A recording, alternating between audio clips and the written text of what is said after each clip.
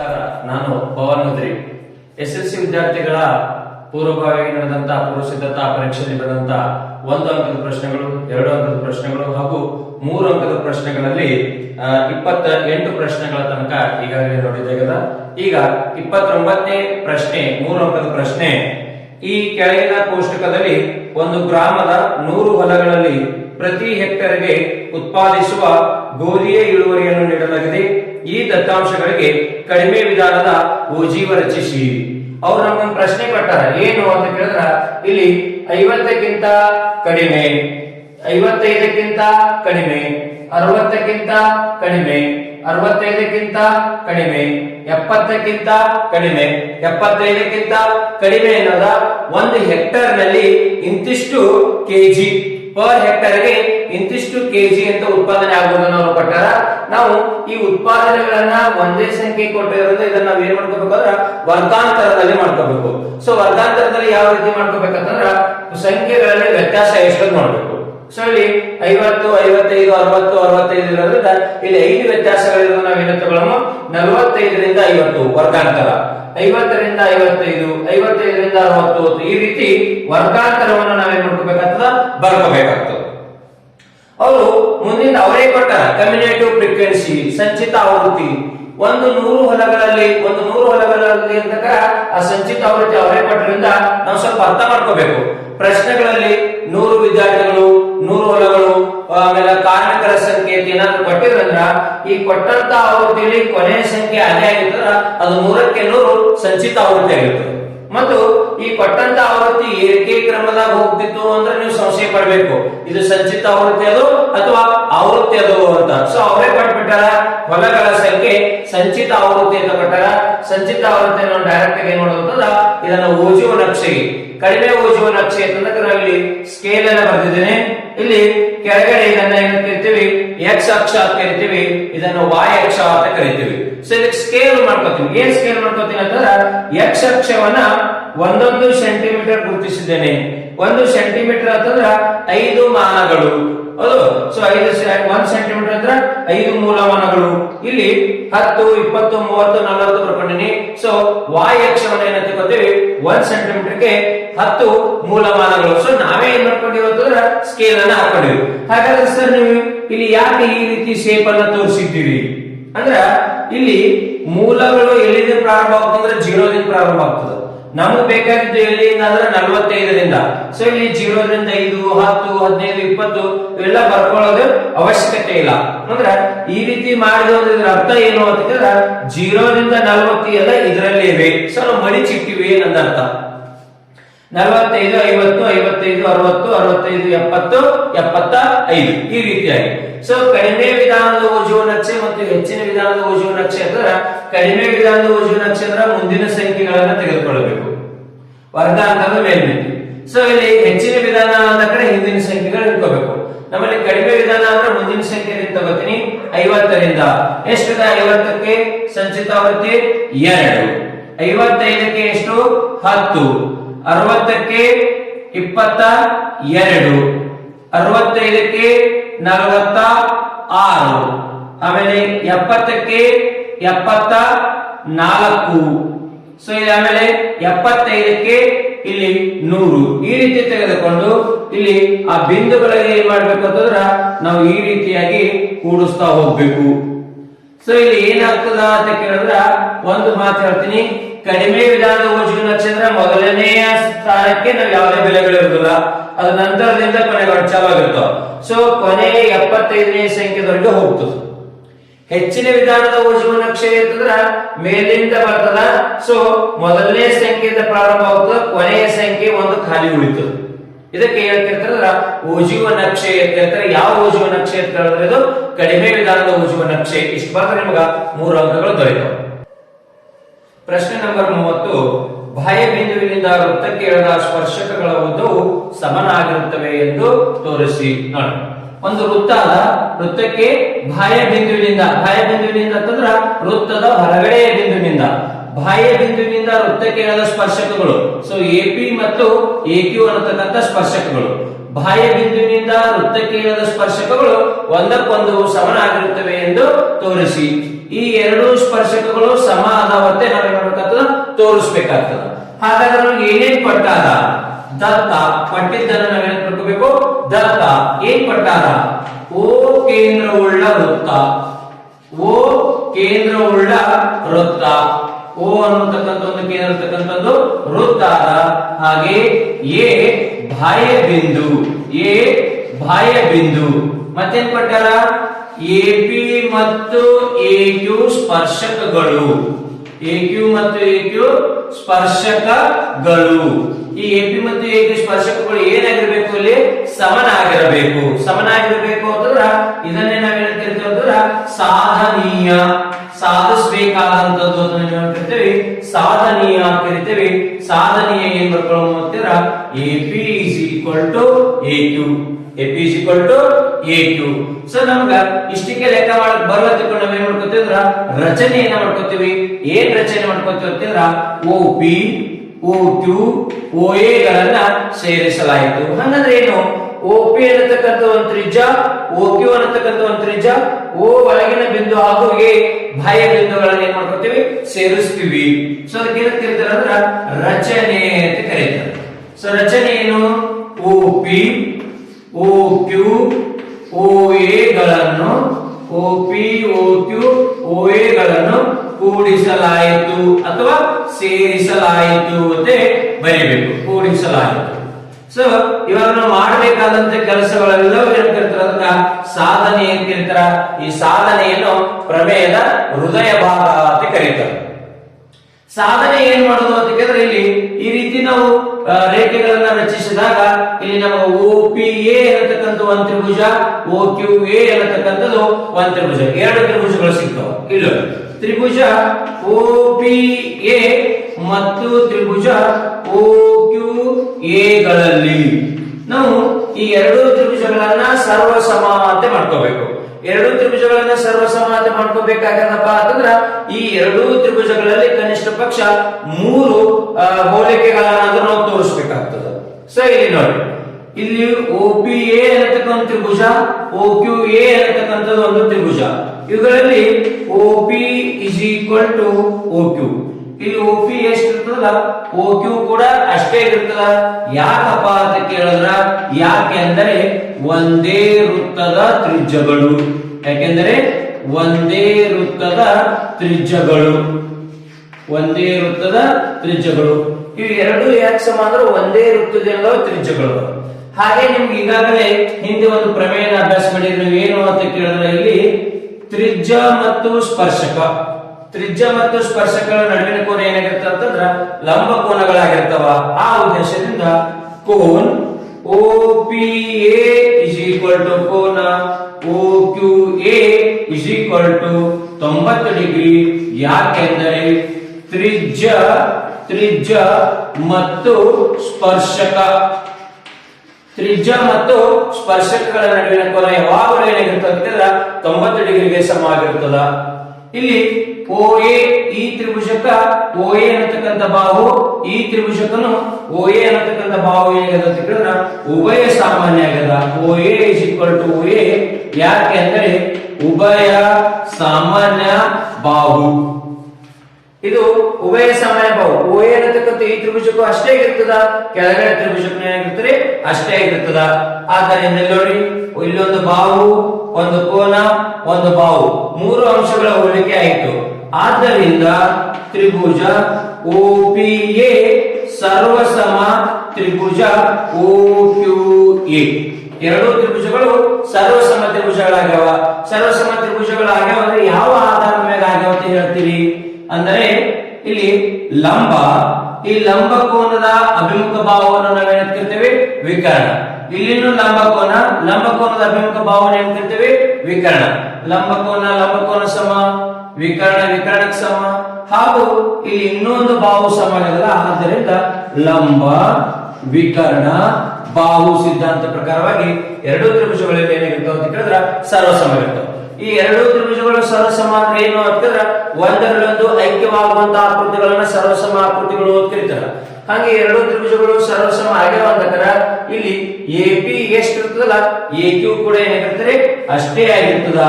A P is equal to A Q ಎರಡು ಒಂದಕ್ಕೊಂದು ಸಮ ಆಗಿರ್ತವ. ಇಲ್ಲಿ ಕಾರಣ ಕೇಳಿದ್ರೆ ಏನಕ್ಕೆ ಬರ್ಕೋತೀವಿ ಅಂತ ಕೇಳಿದ್ರೆ ನಾವು ಕಾರಣ ಸಿ ಪಿ ಸಿ ಟಿ. ಸಿಪಿಸಿಟಿ ಅಂತಂದ್ರೆ ಸರ್ವಸಮ ತ್ರಿಭುಜದ ಅನುರೂಪ ಭಾಗಗಳು. ಆ ಉದ್ದೇಶದಿಂದ ಎರಡು ತ್ರಿಭುಜಗಳು ಸರ್ವಸಮ ಆಗ್ಯಾವಂದಕರ ಅವುಗಳ ಅನುರೂಪ ಭಾಗಗಳು ಕೂಡ ಏನದಕ್ಕಿಂತ ಸಮ ಆಗ್ಯಾವಂದಾಗ ಆ ಉದ್ದೇಶ ಪ್ರಕಾರ A P is equal to A Q. ಬಾಹ್ಯ ಬಿಂದುವಿನಿಂದ ಯಾವುದೇ ವೃತ್ತಕ್ಕೆ ನಾವು ಸ್ಪರ್ಶಕಗಳನ್ನು ರಚಿಸಿದವಂದ್ರ ಅವು ಒಂದಕ್ಕೊಂದು ಸಮನಾಗಿರುತ್ತವ. ಹಾಗೆಯೇ ಒಂದು ಬಾಹ್ಯ ಬಿಂದುವಿನಿಂದ ವೃತ್ತಕ್ಕೆ ಕೇವಲ ಎರಡು ಸ್ಪರ್ಶಕಗಳನ್ನು ಮಾತ್ರ ರಚಿಸಬಹುದು. ಇದು ನಿಮ್ಮ ಪ್ರಮೇಯ 3 ಅಂಕದ ಪ್ರಶ್ನೆ. ಪ್ರಶ್ನೆ ನಂಬರ್ 31. 3 ಸೆಂಟಿಮೀಟರ್ ತ್ರಿಜ್ಯದ ವೃತ್ತಕ್ಕೆ ಸ್ಪರ್ಶಕಗಳ ನಡುವಿನ ಕೋನ 70 ಡಿಗ್ರಿ ಇರುವಂತೆ ಒಂದು ಜೊತೆ ಸ್ಪರ್ಶಕಗಳನ್ನು ರಚಿಸಿರಿ. ಏನ್ ಹೇಳ್ತಾರ ಅವರು? 3 ಸೆಂಟಿಮೀಟರ್ ತ್ರಿಜ್ಯವುಳ್ಳ ವೃತ್ತ. ಇಲ್ಲಿ ನಾವು 3 ಸೆಂಟಿಮೀಟರ್ ತ್ರಿಜ್ಯವುಳ್ಳ ವೃತ್ತ ತೆಗಿಬೇಕು.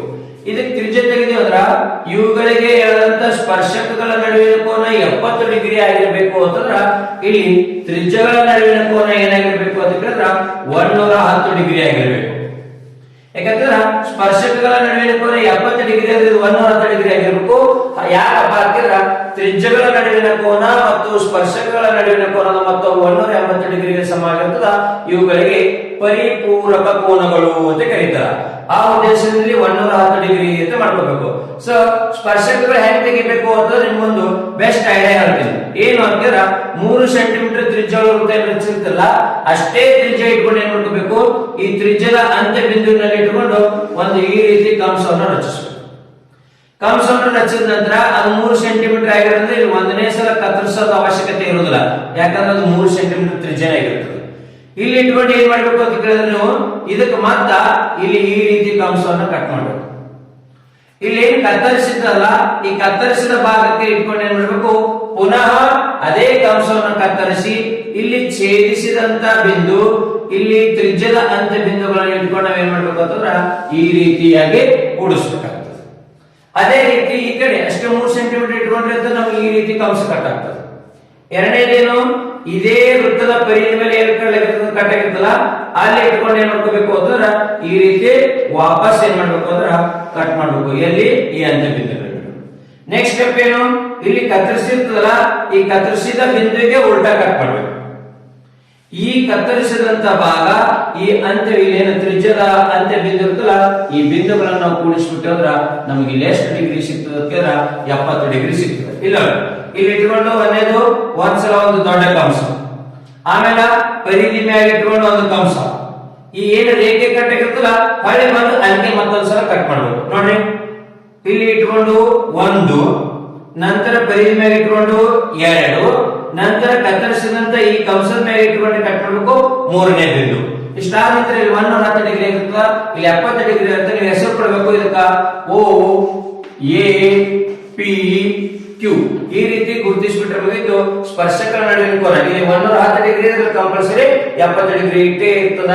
ಸೊ ಇದಕ್ಕೆ ಏನ್ ಮಾಡ್ಬೇಕು ಅಂದ್ರೆ ನೀವು ಹೆಸರುಗಳನ್ನು ಸರಿಯಾಗಿ ಸೂಚಿಸಬೇಕು. ಇಷ್ಟು ಬರೆದ ನಿಮ್ಗ ಅಂಕಗಳು 3 ದೊರೆಯುತ್ತವೆ.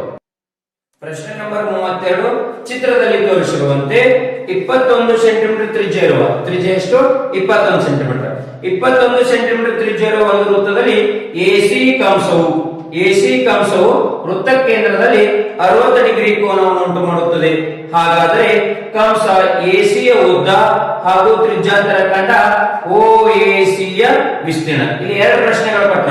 ಕಂಸ ಎಸಿಯ ಉದ್ದ, ಇಲ್ಲಿ ನಮಗೆ 2 ಸೂತ್ರಗಳು ಬರ್ತವೆ. ಏನು, ಥೀಟಾ ಡಿವೈಡೆಡ್ ಬೈ 360 2πr, ಇನ್ನೊಂದು ಥೀಟಾ ಡಿವೈಡೆಡ್ ಬೈ 360 πr². ಒಂದು ಕಂಸದ ಉದ್ದ ಕಂಡುಹಿಡಿಯುವ ಸೂತ್ರ 2πr, ಇನ್ನೊಂದು πr². ಎರಡು ಕಡೆ ಥೀಟಾ ಬೈ 360 ಇರ್ತದೆ.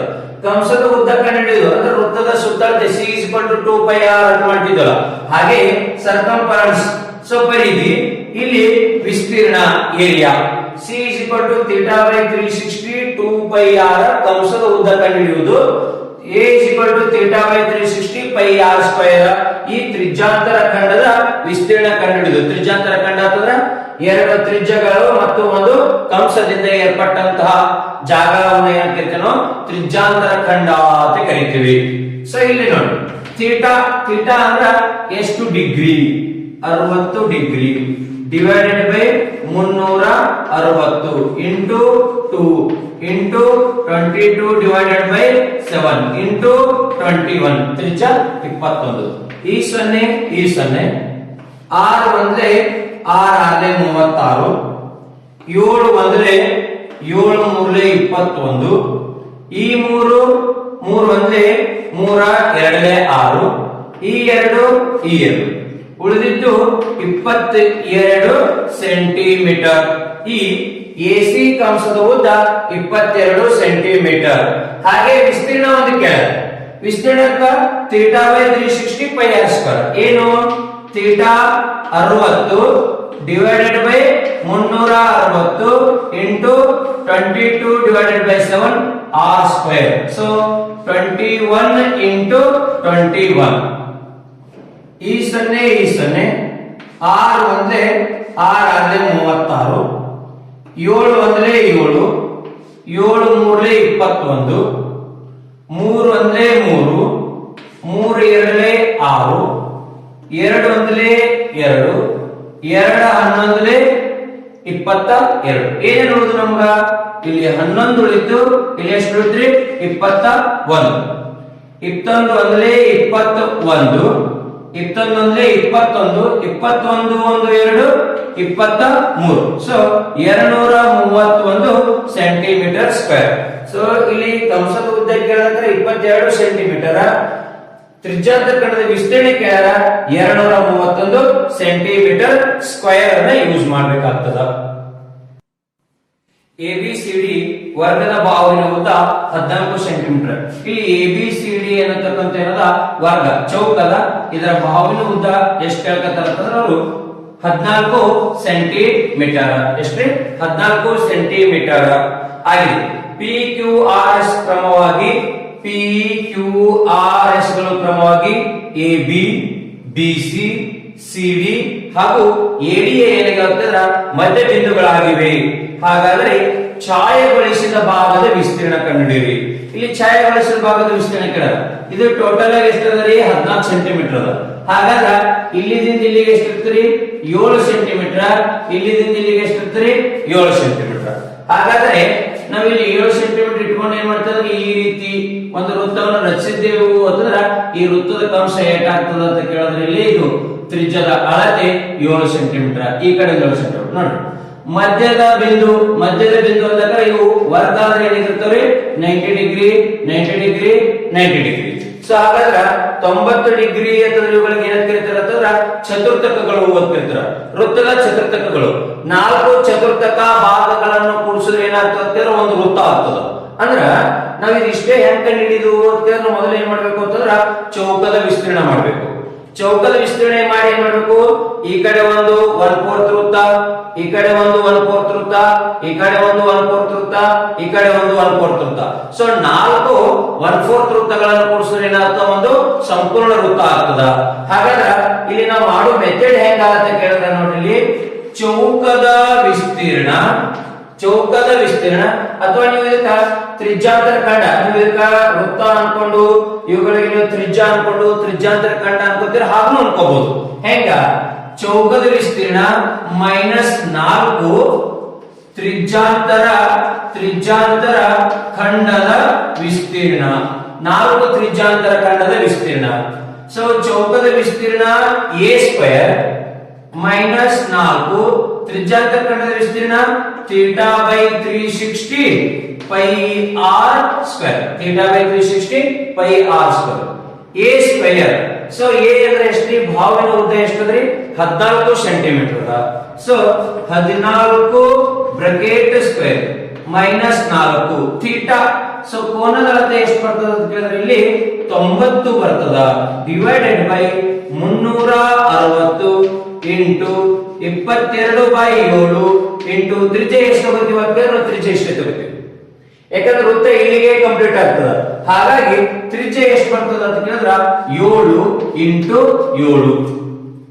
ಸೊ ಇದು 14 14 196 ಈ ಸೊನ್ನೆ 9 1 9 4 36 ಈ 4 ಕ್ಯಾನ್ಸಲ್ ಈ 7 ಏನ್ ಉಳಿತು 22 ಗುಂಡ್ಲೆ 7 22 154 ಸೊ 6 4 ಕಳೆದ್ರೆ 2 9 5 ಕಳೆದ್ರೆ 4 1 ರಲ್ಲಿ 1 ಕಳೆದ್ರೆ 0 ನಮ್ಗೆ ಉಳಿದಿದ್ದ ಉತ್ತರ ಎಷ್ಟು 42 ಸೆಂಟಿಮೀಟರ್ ಸ್ಕ್ವೇರ್ ಈ ಛಾಯೆಗೊಳಿಸಿದ ಭಾಗದ ವಿಸ್ತೀರ್ಣ ಚೌಕದ ವಿಸ್ತೀರ್ಣ ಮೈನಸ್ 4 ಚತುರ್ಥಕ ವೃತ್ತಗಳ ವಿಸ್ತೀರ್ಣ 4 ಚತುರ್ಥಕ ವೃತ್ತಗಳ ವಿಸ್ತೀರ್ಣ ಅಂದ್ರೆ ಒಂದೇ ಒಂದು ವೃತ್ತದ ವಿಸ್ತೀರ್ಣ ಅಂದ್ರೆ ಒಂದೇ ಸೊ ಚೌಕದ ವಿಸ್ತೀರ್ಣದೊಳಗೆ 4 ಚತುರ್ಥಕ ವೃತ್ತಗಳ ವಿಸ್ತೀರ್ಣಗಳನ್ನು ಕಳೆದಾಗ ಛಾಯೆಗೊಳಿಸಿದ ಭಾಗದ ವಿಸ್ತೀರ್ಣ ಎಷ್ಟು ಉಳಿತದ ಅಂತಂದ್ರೆ 22 ಸೆಂಟಿಮೀಟರ್ ಉಳಿತದ 42 ಸೆಂಟಿಮೀಟರ್ ಉಳಿತದ ಇದು ಛಾಯೆಗೊಳಿಸಿದ ಭಾಗದ ವಿಸ್ತೀರ್ಣ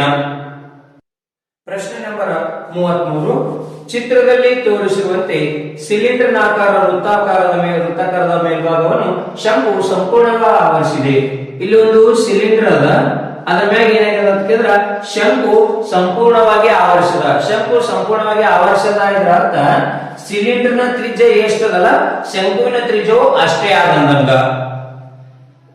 ಆವರಿಸುವಂತೆ ಒಂದು ಡೇರೆ ಇದೆ ಡೇರೆ ಇರುವಂತಂದ್ರೆ ಏನಂತ ಹೇಳ್ತಾರ ಈ ರೀತಿ ಗುಡಾರದಿಂದ ರಚಿಸಿದಂತ ಗುಡಿಸಲುಗಳ ಏನಂತ ನಾವು ಡೇರೆ ಅಂತ ಹೇಳ್ತೀವಿ ಒಂದು ಡೇರೆ ಇದೆ ಸಿಲಿಂಡರ್ನ ಎತ್ತರ ಮತ್ತು ತ್ರಿಜ್ಯವು ಕ್ರಮವಾಗಿ 2.1 ಎತ್ತರ 2 ಮೀಟರ್ ಅದರ ತ್ರಿಜ್ಯ ಶಂಕುವಿನ ಓರೆ ಎತ್ತರ ಏನು 2.8 ಮೀಟರ್ ಆದರೆ ಡೇರೆಯನ್ನು ನಿರ್ಮಿಸಲು ಬಳಸಿದ ತಾಡ್ಪತ್ರೆ ವಿಸ್ತೀರ್ಣ ಇವೆಲ್ಲವೂ ಇದರ ಕೊಟ್ಟರ ಅಂತಂದ್ರ ಮೀಟರ್ ದೊಳಗೆ ಕೊಟ್ಟಾರ ತಾಡ್ಪತ್ರೆ ಬೇಕಂತ ತಾಡ್ಪತ್ರೆ ಬೇಕಂದ್ರೆ ಅರ್ಥ ಸಿಲಿಂಡರ್ ಅದಲ್ಲ ಸಿಲಿಂಡರ್ ಅಂದ್ರೆ ಈ ರೀತಿ ಗೋಳಾಕಾರವಾಗಿ ಇರುತ್ತೆ ಅಂದ್ರೆ ಈ ರೀತಿ ನಮ್ಗೆ ಏನ್ ಬೇಕು ತಾಡ್ಪತ್ರೆ ಅವಶ್ಯಕತೆ ಇದೆ ಮ್ಯಾಲ ಇನ್ನೊಂದ್ ಏನ್ ಬೇಕು ಶಂಕು ಅದಲ್ಲ ಶಂಕುವಿನ ಟೈಪ್ ಏನ್ ಮಾಡ್ಬೇಕು ನಾವೀಗ ತಾಡ್ಪತ್ರೆಯನ್ನು ಕಟ್ಬೇಕಿದೆ ಇದರ ಅರ್ಥ ಸಿಲಿಂಡರ್ ನ ವಕ್ರ ಮೇಲ್ಮೈ ವಿಸ್ತೀರ್ಣ ಪ್ಲಸ್ ಶಂಕುವಿನ ವಕ್ರ ಮೇಲ್ಮೈ ವಿಸ್ತೀರ್ಣ ಇಲ್ಲಿ ನೋಡಿ ಸಿಲಿಂಡರಿನ ವಕ್ರ ಮೇಲ್ಮೈ ವಿಸ್ತೀರ್ಣ ಪ್ಲಸ್